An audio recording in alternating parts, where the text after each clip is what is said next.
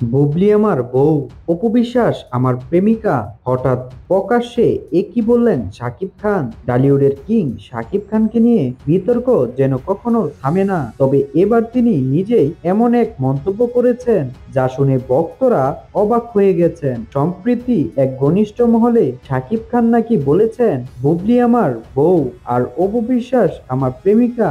এই মন্তব্য মুহূর্তেই সামাজিক যোগাযোগ মাধ্যমে ছড়িয়ে পড়ে এবং চরম আলোচনার জন্ম দেয়। গুঞ্জন রয়েছে শাকিব খান চায় তার জীবনের দুই গুরুত্বপূর্ণ নারী অপু বিশ্বাস ও শবনম বুবলির সঙ্গে সম্পর্কের জট খুলে ফেলতে। অপু বিশ্বাসের সঙ্গে তার সম্পর্ক দীর্ঘদিনের, তাদের একমাত্র সন্তান আব্রাহাম খান জয়। অন্যদিকে বুবলির সঙ্গেও তিনি সংসার করেছেন এবং তাদের সন্তান শেহজাদ খান বীর। তবে সাম্প্রতিক সময়ে অপু বিশ্বাস ও শাকিব খানের বন্ধুত্বপূর্ণ সম্পর্ক আবারও প্রকাশ্যে এসেছে। তারা একসঙ্গে বিভিন্ন অনুষ্ঠানে দেখা দিচ্ছেন, একসঙ্গে সময় কাটাচ্ছেন।